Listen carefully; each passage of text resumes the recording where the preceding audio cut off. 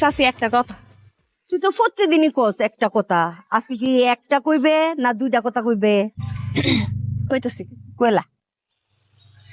চাচি তুমি তো জানো এই দুনিয়ায় আমার কেউ নাই, মা বাপ নাই, আত্মীয় স্বজন নাই, এক কথায় এতিম।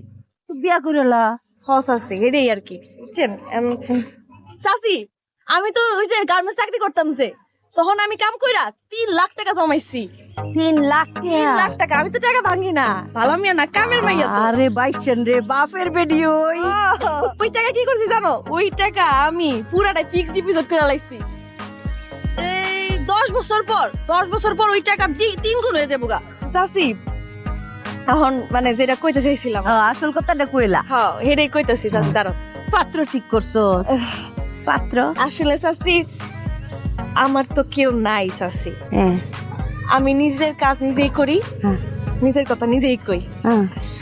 হইছে চাচি আপনার পোলা রুবনের লগে আমি পারুল বিয়ার একটা প্রস্তাব দিলাম। এখন আপনার যদি কোনো আপত্তি না থাকে তাহলে শুভ কাজটা যদি আপনি একটু তাড়াতাড়ি শেষ করে দিতেন ভালোই তো আর কি।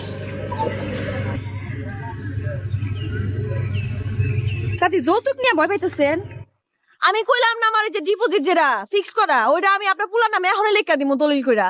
আর এই যে দোকানটা দেখতেছেন না, এই দোকানটা আপনাকে দিয়ে দিমু, সারা জীবন কইরা খাইতে পারবো। আপনার পুলা তো বেকার, এই দোকান দিয়ে যাবো গা। যান দিয়ে দিলাম। খারাপ রিসার্চ করে সালাম কর।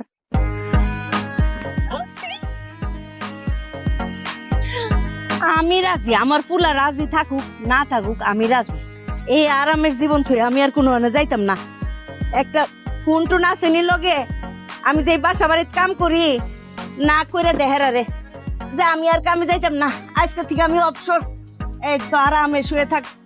আপনি কোনো কাম করা লাগবে না আম্মা, আপনি খালি আরাম করবেন। আমার কিছু খাইবেন? চা লইয়া যা। চা খাইবেন?